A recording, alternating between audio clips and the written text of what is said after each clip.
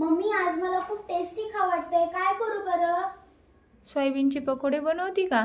बरं चला आपण बनवूया सोयाबीनचे पकोडे. तर आपण टाकले 2 वाटी सोयाबीन भिजण्यासाठी 10 मिनिटं भिजू द्यायचं आहे सोयाबीनला. तर त्यासाठी साहित्य लागणार आहे बटाटो खिसून घ्यायचंय, अद्रक लसूणची पेस्ट, कोथिंबीर आणि कांदा. तर आपण टाकूया आधी बटाटो खिसलेलं. नंतर टाकून घ्यायची अद्रक लसूणची पेस्ट, कोथिंबीर. तर आपण टाकून घेऊया मसाले. तर मसाल्यामध्ये टाकायचे आपल्याला जिरे पावडर, चाट मसाला, धनी पावडर, हळद आणि लाल तिखट. जिरे पावडर, चाट मसाला, धनी पावडर, हळद आणि लाल तिखट. आता टाकून घेऊया बेसन पीठ. तर आपले सोयाबीन पकोडे कुरुम कुरुम होण्यासाठी आपल्याला टाकायचे 2 चम्मच तांदळाचं पीठ. तर टाकूया चवीपुरतं मीठ आणि आता हे मिक्स करून घ्यायचंय.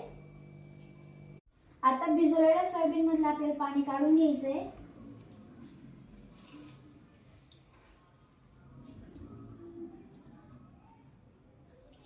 तर चला आता मिक्स करून घेऊया.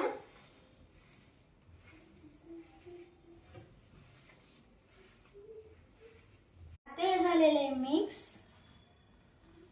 आता आपण तेल गरम करण्यासाठी ठेवूया. गॅस चालू करायचा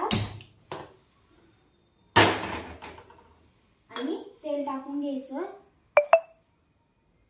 तर आपलं तेल गरम झालेलं आहे. आता आपण टाकूया सोयाबीन पकोडे.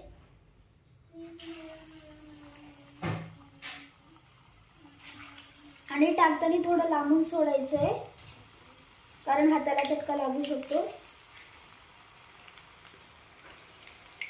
चला आता हलवून घेऊया. ब्राऊन होईपर्यंत आपल्याला असे तळून घ्यायचंय.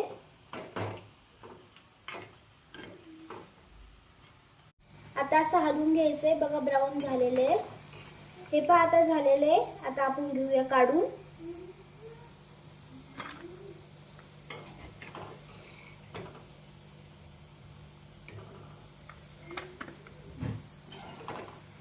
आता झालेले आहेत आपले सोयाबीन पकोडे रेडी. तर बघू शकता वरून कडक झालेत. आता आपण मधून बघूया कसे झालेत. मधून पण मऊ झालेत. आता खाऊन बघतो मी.